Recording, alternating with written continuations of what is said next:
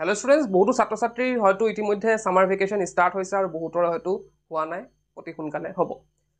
এতিয়া কথাটো হ'ল, ছামাৰ ভেকেশ্যনৰ পিছতে তোমালোকে যদি শ্বিডিউলটো চোৱা, হাফ ইয়াৰলি এক্সাম হ'ব কেইদিনৰ পিছতে, তাৰপিছত আহিব কি টেষ্ট হ'ব, হয়নে, ইউনিট টেষ্ট হ'ব ধৰা, তাৰপিছত আহিব কি প্ৰি ফাইনেল বা টেষ্ট হ'ব, আৰু তাৰপিছত আহি গ'ল ফাইনেল, HSLCৰ ক্ষেত্ৰতে হওক বা HS-ৰ ক্ষেত্ৰতে হওক। এতিয়া আমি কি কৰিম? এই যে ছামাৰ ভেকেশ্যন একমাহ পালোঁ, এতিয়া বেলেগ বাকী ছাত্ৰ ছাত্ৰীসকলৰ ক্লাছ 9 হওক বা 11 হওক, তেওঁলোকক মই কোৱা নাই কথাখিনি, কাৰণ তেওঁলোকৰ ধৰা ইমান ষ্ট্ৰেছ নাই, এক্সামৰ ইমান ষ্ট্ৰেছ নাই, যিহেতু ক্লাছ 10 আৰু 12 হয় এইবাৰ এক্সাম মানে ফাইনেল দিবলৈ গৈ আছে, গতিকে তেওঁলোকে কিন্তু এই যে এমাহ পাব, এমাহ পাওক বা 20 দিন বা 25 দিন পাওক, সেই 20 দিন 25 দিন যদি আগৰ ক্লাছবিলাকৰ নিচিনা, ধৰা কোনোবাই 9ত ছামাৰ ভেকেশ্যন পাইছিল বা 11ত ছামাৰ ভেকেশ্যন পাইছিল, তাৰ নিচিনাকৈ যদিহে ৱেষ্ট কৰি পেলায়, তেন্তে এটা ভয়ংকৰ কিন্তু তেওঁলোকৰ ভুল হ'ব। গতিকে আমি আজিৰ ভিডিঅ'ত ডিছকাছ কৰিব গৈ আছোঁ যে এই ছামাৰ ভেকেশ্যনটো ক্লাছ 10 আৰু 12 ছাত্ৰ ছাত্ৰীসকলে কিদৰে ইউটিলাইজ কৰিব লাগিব, টাইমখিনি আমি কিদৰে ইউটিলাইজ কৰিব লাগিব, যাৰ ফলত আমি কি কৰিব পাৰিম, এটা এক্সামত এটা ভাল ৰিজাল্ট কৰিব পাৰিম। তেন্তে ভিডিঅ'টো ষ্টাৰ্ট কৰোঁ। এতিয়া কথাটো হ'ল যে বহুতে হয়তো ভাবিছে যে ছামাৰ ভেকেশ্যনত আহি গ'ল আৰু কথা ক'বলৈ। এতিয়া হয়তো বহুতে ভাবিছে ক্লাছ 10 আৰু 12 ছাত্ৰ ছাত্ৰীসকলে যে এই ছামাৰ ভেকেশ্যনটো ষ্টাৰ্ট হৈছেহে, ষ্টাৰ্ট কৰিলে আৰু পঢ়া শুনাৰ কথা ষ্টাৰ্ট কৰিলে।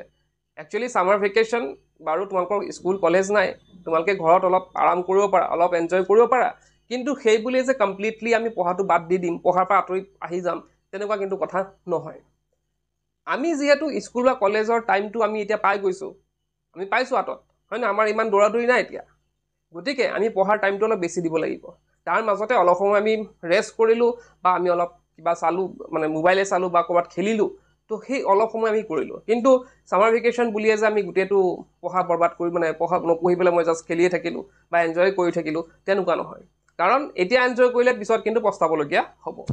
এতিয়া কথাটো হ'ল, ছামাৰ ভেকেশ্যনত আমি কি কি কৰিম, কাম কৰিব পাৰোঁ। যিহেতু স্কুল কলেজ বন্ধ, গতিকে এনেকুৱাও লাগে কেতিয়াবা যে কি পঢ়িম এতিয়া, হয়নে, এনেকুৱাও লাগে কেতিয়াবা যে কি পঢ়িম এতিয়া, স্কুল কলেজ বন্ধ, গতিকে পঢ়ুৱাই নাই, গতিকে আমি কি কৰিম আৰু, থাকক তেনেকৈ থাকক আৰু। কিন্তু আমাৰ ছামাৰ ভেকেশ্যনটো সময়টো হৈছে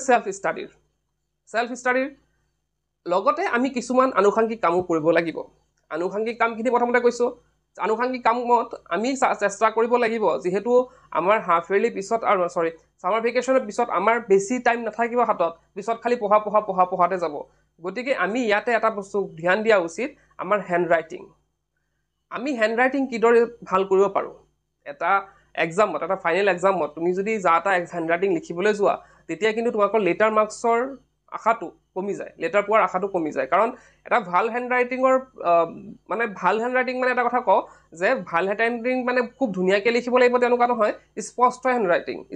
ৰাইটিং মানে যাতে এক্সামিনাৰে পঢ়ি বুজি পায়, তেনেকুৱা এটা হেণ্ড ৰাইটিঙৰ আমি হ'ব লাগিব, তেনেকুৱা এটা হেণ্ড ৰাইটিং আমি বনাব লাগিব। যদিহে তোমালোকৰ হেণ্ড ৰাইটিং লেতেৰা, যদিহে কোনোবাই ধৰিব নোৱাৰা হৈছে হেণ্ড ৰাইটিংটো, তো এই যে যি বন্ধ পালা ছামাৰ ভেকেশ্যনত, তাতে তোমালোকে হেণ্ড ৰাইটিংখিনি প্ৰেক্টিচ কৰিব লাগিব। ইয়াৰ পিছত কিন্তু সময় নাই, ইয়াৰ পিছত এক্সামৰ পিছত এক্সাম মই কৈছোঁ অলৰেডি, আৰু বন্ধ নাই, হয় নাই, এইখিনি বন্ধ, আৰু পিছত বন্ধ নাই, আৰু পূজাৰ বন্ধ পাবা 2-3 দিন পাবা, তো সেইখিনি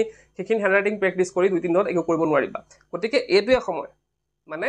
এই যে সময়খিনি পালা এইকেইদিনত তোমালোকে হেণ্ড ৰাইটিং খুব প্ৰেক্টিচ কৰা। হেণ্ড ৰাইটিংটো খুব ভাল কৰিব নোৱাৰিলেও এনেকুৱা এটা হেণ্ড ৰাইটিং কৰা যাতে সকলোৱে পঢ়ি পেলাই বুজি পাব পাৰে। ইয়াৰ পিছতে ছাত্ৰ ছাত্ৰীসকলে কৰিবলগীয়া কামটো হৈছে যে চোৱা, এতিয়া মই অলৰেডি ক'লোঁ যে স্কুল বা কলেজত তোমালোকৰ এতিয়া যিহেতু বন্ধ চলি আছে, গতিকে তাত পঢ়োৱাও নহ'ব। গতিকে আমি ট্ৰাই কৰিব লাগিব যে আমি নিজৰ পৰা কিবা কৰিব পাৰোঁ নেকি, আমি নিজৰ পৰা কিবা চেল্ফ ষ্টাডি কৰিব পাৰোঁ নেকি। চেল্ফ ষ্টাডি বোলোতে আমি যদিহে কিছুমান চেপ্টাৰ আমি বুজি লওঁ, আগতীয়াকৈ বুজি লওঁ, বা আমি যদি সেইখিনি বস্তু প্ৰিপেয়াৰ কৰি লওঁ, তেতিয়া পিছৰ অৱস্থাত আমাৰ পঢ়াৰ যোনটো বুজা আছে সেইটো কমি থাকিব। এতিয়া চোৱা, স্কুল কলেজত ধৰা এতিয়া বুজাব নোৱাৰিব, হয়নে, ধৰা এতিয়া ইউটিউবত বিভিন্ন ধৰণৰ হেৰি আছে, তোমাৰ ধৰা ভিডিঅ'জবিলাক আছে, তাতো চাই পেলাই চেপ্টাৰ ৱাইজ মাৰিলে ওলাই যায় ভিডিঅ'জবিলাক, তাত ভিডিঅ'ত গৈ পেলাই তোমালোকে চাব পাৰা, বস্তুখিনি এতিয়াৰ পৰা বুজি ৰাখিব পাৰা, হয়নে, কুৱেশ্যন এনচাৰ নকৰিলেও বা কুৱেশ্যন এনচাৰো কৰিব পাৰা, কোনো প্ৰব্লেম নাই। তো তোমালোকে কি কৰিব পাৰা, সেইখিনি বুজি ল'ব পাৰা। বুজি ল'লে কি হ'ব, স্কুলতো বুজাব, তো সেইখিনি ইমান ষ্ট্ৰেছ ল'বলগীয়া নহ'ব। তেতিয়া আমি অলৰেডি চেপ্টাৰটো বুজি আছোঁ, স্কুলত গ'লোঁ, ৰিভিজন এটা হৈ গ'ল, গতিকে আমাৰ কমপ্লিট হৈ গ'ল। আৰু যিহেতু ইনচাইড কুৱেশ্যন বহুত আহিব, ক্লাছ 10ৰ ক্ষেত্ৰত MCQ আহিব, গতিকে চেপ্টাৰটো বুজি ৰাখিলে আমাৰ চেপ্টাৰটো কমপ্লিটেই হৈ যায় আজিকালি, হয়নে। ইমান কুৱেশ্যন এনচাৰ পিছত দেখা যাব, কিন্তু আমি যদি চেপ্টাৰটো বুজি লওঁ, তাৰ পৰা আমি MCQখিনি ছল্ভ কৰিব পাৰিম। ঠিক তেনেদৰে ক্লাছ 12ৰো একে কথা, তেওঁলোকে যদি চেপ্টাৰ বুজে তাতো কুৱেশ্যন এনচাৰখিনি গোটেইখিনি কৰিব পাৰিব ইয়াৰ পিছতে আৰু কি কৰিব পাৰোঁ আমি কৰিব পাৰোঁ যে previous year question paper practice কৰিব পাৰোঁ এতিয়া বহুতৰ হয়তো তেনেকুৱা লাগিব যে প্ৰিভিয়াছ ইয়াৰ কুৱেশ্যন পেপাৰটো আমি এক্সামৰ পিছতে প্ৰেক্টিছ কৰিম এতিয়া কিয় প্ৰেক্টিছ কৰিম তো previous year question paper practice কোনখিনি কৰিবা যে তোমালোকৰ এতিয়ালৈকে ধৰা 4টা বা 5টা চেপ্টাৰ হৈছে স্কুলত বা কলেজত 4টা বা 5টা চেপ্টাৰ পঢ়াইছে সেই 4-5টা চেপ্টাৰৰ প্ৰিভিয়াছ ইয়াৰত কি আহিছিল কুৱেশ্যন চালে গম পাবা যে প্ৰিভিয়াছ ইয়াৰত কেনেধৰণৰ কুৱেশ্যন আহিছিলে সেই কুৱেশ্যনখিনি যদি প্ৰেক্টিছ কৰি ৰাখা যে এই 4-5টা বা কি আহিছিলে কুৱেশ্যনখিনি কেনেকুৱা আহিছিল মই চাই ৰাখোঁ লাগিলে মোক বহিত লিখি ৰাখোঁ যে এইখিনি এক্সট্ৰা কুৱেশ্যন আহিছিলে এইখিনি MCQ আহিছিলে তো এইখিনি কুৱেশ্যন আনচাৰ কিদৰে হ'ব সেইখিনি যদি প্ৰেক্টিছ কৰি ৰাখোঁ তেন্তেতো আমাৰ ধুনীয়া হয় নাই বস্তুবিলাক চাবা তোমালোকে শুনিয়ে ভাল লাগিছে হয়তো যাৰ পঢ়া মন নাই তেওঁলোকৰ হয়তো বেয়া লাগিব পাৰে কিন্তু শুনিয়ে ভাল লাগিব এনেকৈ যদি আমি প্ৰিপেয়াৰ কৰোঁ চোৱা তোমালোকে নিজে বুজি পাবা হয়তো এনেকৈ যদি আমি প্ৰিপেয়াৰ কৰি যাওঁ আমাৰ ভাল এটা ৰিজাল্ট হোৱাৰ পৰা কোনেও ৰখাব নোৱাৰে এইটো একদম 100% এইখিনি কৰিব পাৰোঁ হয়নে মেথছৰ ক্ষেত্ৰতো তোমালোকে মেথছৰ যদি প্ৰিভিয়াছ ইয়াৰ কুৱেশ্যন চোৱা তেতিয়াহ'লে তোমালোকে কি কৰিব পাৰিবা তাতে